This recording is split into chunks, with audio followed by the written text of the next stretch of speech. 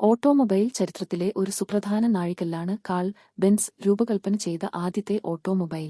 ഇത് കേവലം ഒരു വാഹനമായിരുന്നില്ല, മറിച്ച് ലോകത്തെ മാറ്റിമറിച്ച ഒരു കണ്ടുപിടുത്തത്തിന്റെ തുടക്കമായിരുന്നു.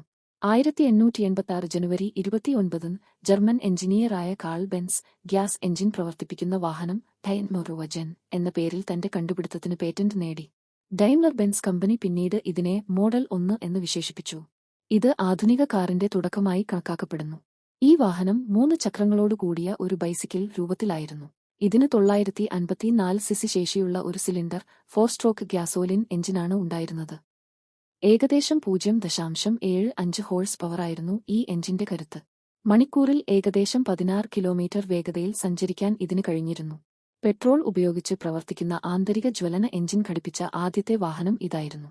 കാൾ ബെൻസിന്റെ കണ്ടുപിടുത്തം ലോകത്തിനു മുന്നിൽ എത്തിക്കുന്നതിൽ അദ്ദേഹത്തിന്റെ ഭാര്യ ബർത്ത ബെൻസിന് ഒരു വലിയ പങ്കുണ്ട്.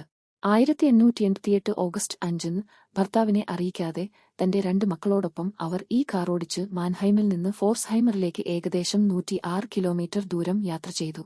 ചരിത്രത്തിലെ ആദ്യത്തെ ദീർഘദൂര റോഡ് യാത്രയായിരുന്നു ഇത്. ഈ യാത്രയിൽ അവർക്ക് നിരവധി സാങ്കേതിക പ്രശ്നങ്ങളും ഇന്ധനക്ഷാമവും നേരിടേണ്ടി വന്നു. എന്നാൽ ഒരു പ്രാദേശിക ഫാർമസിയിൽ നിന്ന് ലിഗ്രോയിൻ, ഒരുതരം പെട്രോൾ, വാങ്ങി ഇന്ധനം നിറയ്ക്കുകയും വഴിയരികിൽ വച്ച് ചെറിയ അറ്റകുറ്റപ്പണികൾ നടത്തുകയും ചെയ്തുകൊണ്ട് അവർ യാത്ര പൂർത്തിയാക്കി. ഈ യാത്ര ബെൻസ് പാറ്റന്റ് മോട്ടോർ വാഗന്റെ പ്രായോഗികതയും വിശ്വാസ്യതയും ലോകത്തിനു മുന്നിൽ തെളിയിച്ചു. ബെൻസിന്റെ ആദ്യ മോഡൽ കാർ ലോകഗതാഗത ചരിത്രത്തിൽ ഒരു വിപ്ലവം സൃഷ്ടിച്ചു.